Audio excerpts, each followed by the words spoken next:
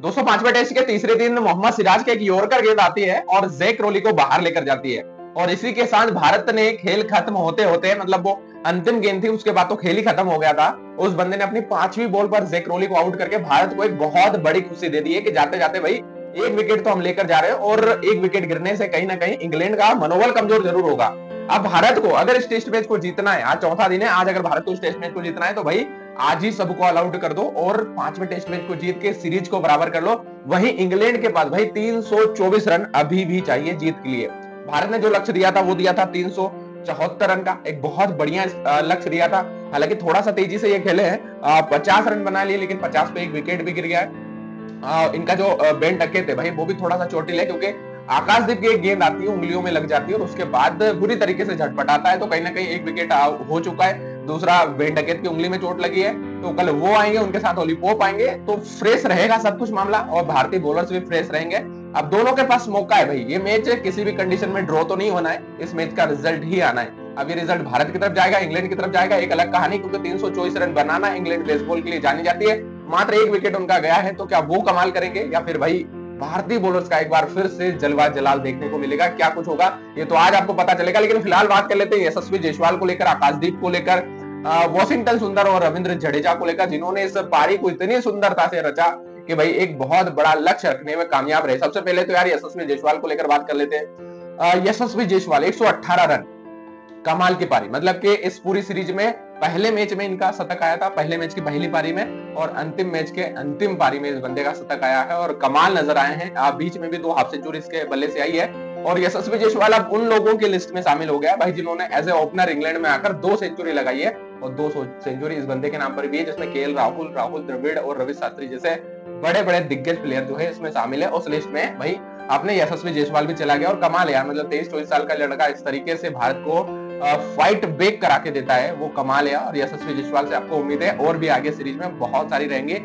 घर पर तो ये अच्छा खेलते हैं, बाहर भी अच्छा खेलते हैं। उसके बाद अगर आप बात करोगे तो आकाशदीप ने यशस्वी जायसवाल के साथ मिलकर 107 रनों की पार्टनरशिप करी, जिसमें सबसे ज्यादा रन तो भाई साहब इस बंदे के थे। 66 रनों की जो पारी आकाशदीप ने खेली है वो अपने आप में कमाल है, जिसमें भाई 12 चौके सभी शामिल थे और गजब के चौके थे, गजब की पारी थी। बहुत तेजी से रन बनाया, ज्यादा बॉल नहीं खाई, मतलब कि यार कमाल, एक प्रॉपर बैटर नजर आए।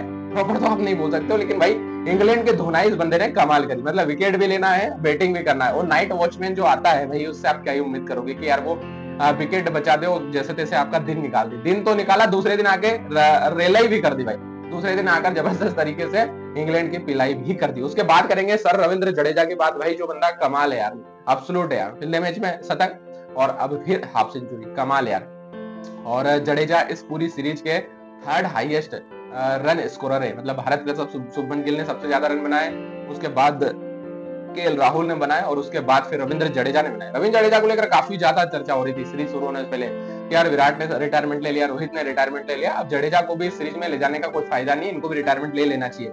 लेकिन इस बंदे ने इस पूरी सीरीज में कमाल किया है। हालांकि ज्यादा विकेट नहीं लिए, मात्र 7 विकेट लिए पूरी सीरीज में। अभी तो उनको अभी और मौका है, आज और खेलेंगे, शायद कुछ विकेट और एड कर पाए वो।